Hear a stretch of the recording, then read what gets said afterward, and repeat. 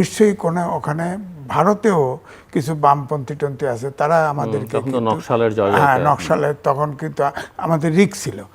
ওখান থেকে দেরাদুনতে ট্যাঙ্ক দিয়ে 7 সেক্টরে আমাদেরকে পোস্টেড করা হলো, এবং সেখানে 7 সেক্টরে যারা ছিল মুক্তিযোদ্ধা তাদেরকে কিন্তু নানাভাবে ব্যবহার করা হতো। যেমন আপনার বিএসএফ আপনার বিভিন্ন জায়গায়, বাংলাদেশের বিভিন্ন জায়গায় এসে পাকিস্তানি সোলজারকে আক্রমণ করত। তার আগে এই মুক্তিযোদ্ধাদেরকে পাঠানো হতো রেকি করতে, কখনো যুদ্ধের জন্য পাঠানো হতো, মরে কিনা, পজিশন কিনা। এই জন্যে আমি মনে হয়েছে যে 7 সেক্টরে যতদিন ছিলাম, আমরা দেশ স্বাধীন হওয়ার পরে আসছি ভার্চুয়ালি, ভারত যখন স্বীকৃতি দিল তখন আমরা রওনা হলাম। আমরা 1 মিনিটের জন্য প্রত্যেক দিন 2-1 করে মুক্তিযোদ্ধা আপনার মারা যেত, এবং ওখানে চিকিৎসা তেমন ছিল না, পড়ে থাকতো। এবং নানান আমরা দেখলাম পোকা, চাল এরকম বিভিন্ন দেশ থেকে আসতো, সেটা খাইতাম। আমরা চাই বেশি খেতাম, চা খুব ভালো ছিল, চা পেট ভরে, চায়ের বাটি দিয়ে, হ্যাঁ চা পেট ভরে, ভাতের পরিবর্তে চা খাইতাম।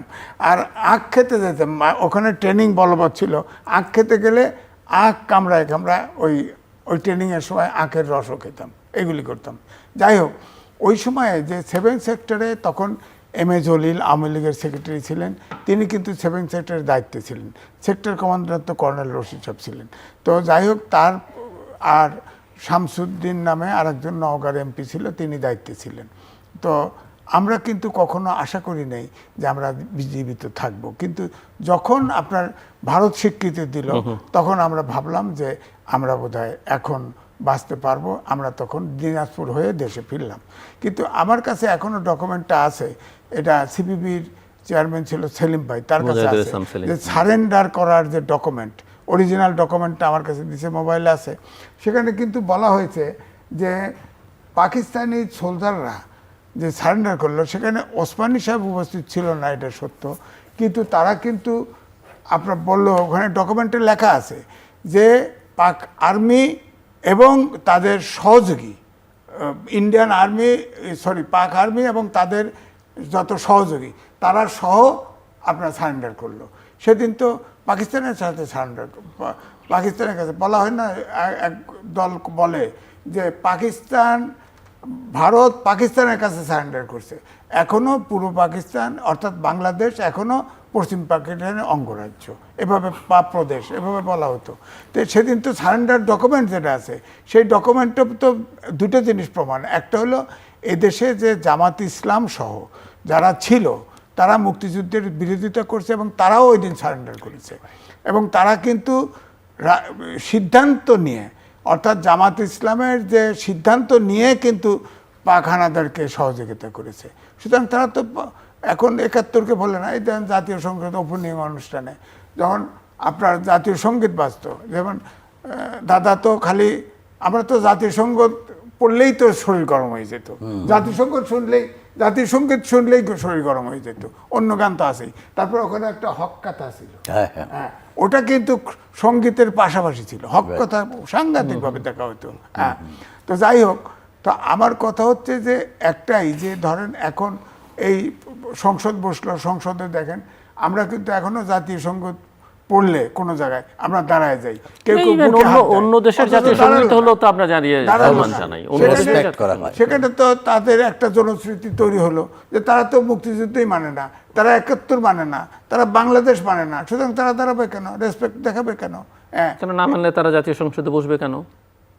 বসে। এখন এইটাই তো আমাদের থাকবে কেন, এইটাই তো আমাদের সব নির্বাচনের আগে পরে পরাশক্তিরা অ্যাক্টিভ থাকে, এখনো পর্যন্ত আছে। স্বাধীনভাবে কোনো সরকার, তো এটা তো একটা লম্বা আলোচনা, সেই সময় দিবেন না। তা আমার কথা হচ্ছে যে এখন যে অবস্থা আছে, আমি কিন্তু একই কথা বলি যে নেক্সট জেনারেশনের জন্য আমাদের প্রকৃত ইতিহাসটা কিন্তু দরকার। ধন্যবাদ। আমি একটু শেষ করি 30 সেকেন্ডস করে, আরেকবার যদি প্রফেসর অরূপ রতন চৌধুরী কিছু যোগ একেবারে 30 সেকেন্ডস নিয়ে আমি বলতে চাই যে আসলেও আমাদের আগামী প্রজন্মের জন্য কিন্তু এটা অত্যন্ত জরুরি, এবং বর্তমান যারা সরকার আছেন আমি তাদের কাছে অনুরোধ করব, সরকার প্রধানের কাছে, যে সত্যিকারে তারা যেহেতু মুক্তিযুদ্ধের পক্ষে এবং তারা কথা বলেন এবং তারা মুক্তিযুদ্ধের কথাও বলেন, সুতরাং তাদের সময় যদি সত্যিকার ইতিহাসটা লেখা হয়। এবং যে কথাটা আপনারা বলছিলেন যে এখনও মুক্তিযুদ্ধের সঠিক ইতিহাস কিন্তু পাওয়া যাবে যদি আমরা প্রতিটি গ্রামে যাই, প্রতিটি জেলায় যাই এবং সেখানকার যে লোকরা রয়েছে তাদের কাছে তথ্যগুলো নিই, তাহলে কিন্তু আমাদের প্রকৃত রহস্য উন্মোচিত হয়ে যায়। আর দেখেন, আমি ওইটাই বলছি, ধরেন আমাদের গ্রামে যেটা, সেখানে একটা সাধারণ ছেলেরাও, এখন ছোট ছেলেরাও জানে কে প্রকৃত মুক্তিযোদ্ধা, কে ভুয়া মুক্তিযোদ্ধা। এটা বের করা সম্ভব। কতজন মারা গেছে সব তথ্য আছে। এখন যেটা হচ্ছে যে মেজর, ধরেন সেক্টর কমান্ডারদের ভূমিকা নিয়ে নানাভাবে কালার করা হয়েছে।